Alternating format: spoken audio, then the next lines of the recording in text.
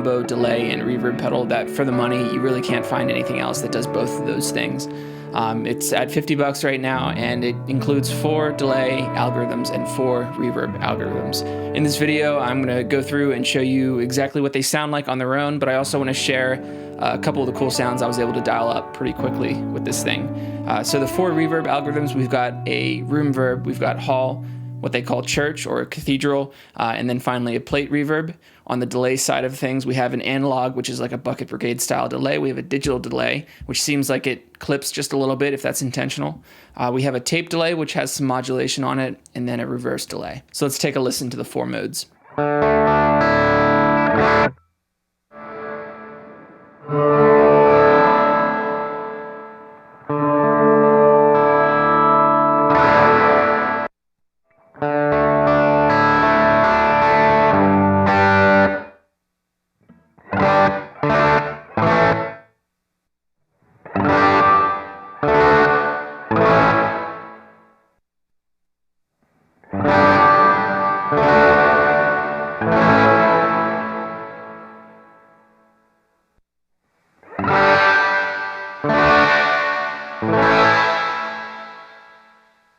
On the reverb side of things, we have the knob up top, which selects the mode, and then just a single mix control, which at fully counterclockwise is going to cut the reverb out entirely, and at fully clockwise is a kill dry, so there's no dry signal coming through, it's just the reverb. On the delay side of things, of course, we have the knob at the top right that selects the delay algorithm out of the 4 that I mentioned earlier.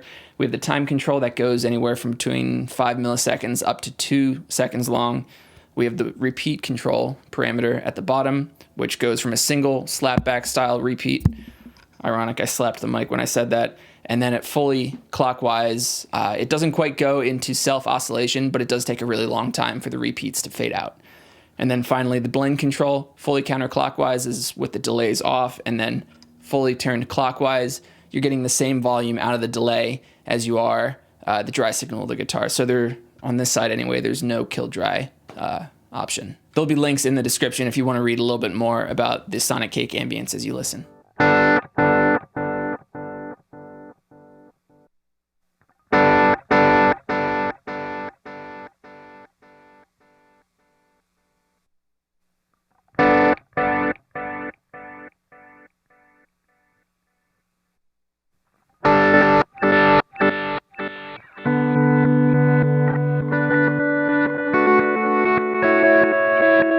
Right now, I'm going to take a second to run through all of the extremes of the delay parameters just so you can hear what this pedal is capable of.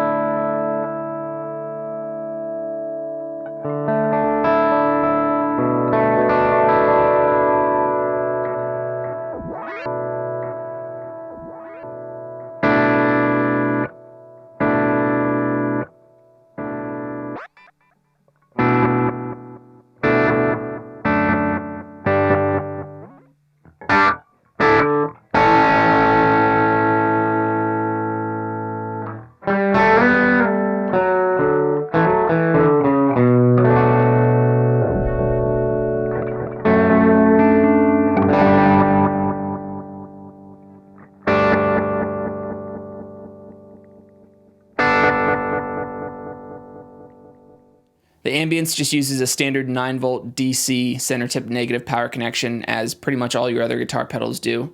So you can use any existing power supply that you have with it, and current-wise it only uses up to about 100 milliamps, which is really only on startup when you power it up for the first time.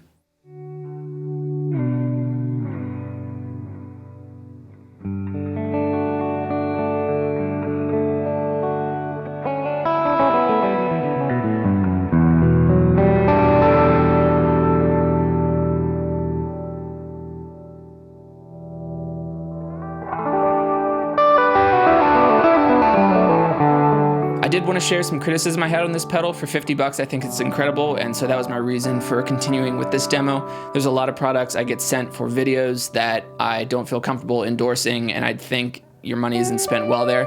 For 50 bucks, this is a great pedal. It does have its flaws, and so I wanted to mention a few of those. You should know that I'm intentionally sending a quieter signal into the ambience so that I have to boost it later, which makes the issues that you're gonna hear a little bit more apparent than they actually are. I don't think they're too bad. If you're writing really quiet music, you might wanna think about a different pedal, but for most people, I don't think it's gonna be an issue. The first one is that the church setting on the hall reverb seems to have some sort of bit crushing situation going on, which I'm sure is not intentional.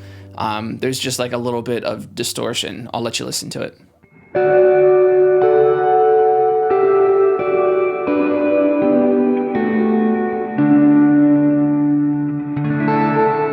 One really nice feature I did want to share that this pedal has that I have had a hard time finding in really small enclosures in general, not to mention other cheap pedals, is the tap tempo function. You can press and hold the foot switch and it'll enter tap tempo mode. You tap in the tempo and then leave it go for a second. It'll flip back into normal bypass operation. And that's a really unique thing in a pedal at this price point. A few other little nitpicky things that you might want to be aware of is that as you change algorithms here on either the two sides, it actually cuts the dry signal too. So if you're holding down a chord and you change algorithms, it's going to cut all the signal through the pedal and then bring it back in that new algorithm. It is not true bypass. There's a little bit of noise. This is something that I test with all the pedals that I get asked to review. I want to review how much the actual noise floor of the pedal is, and I demonstrated that a little bit earlier with a really quiet signal and then boosting it a lot later. You can hear a little bit of hiss in that clip.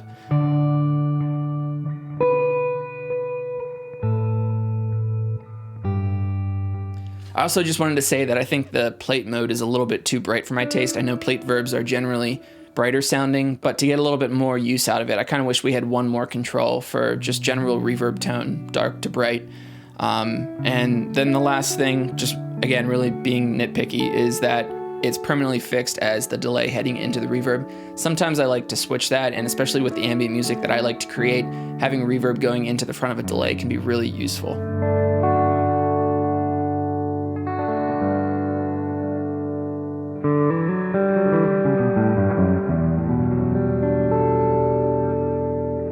So I hope this demo review type video was useful of the Sonicake Ambience, criticism and all.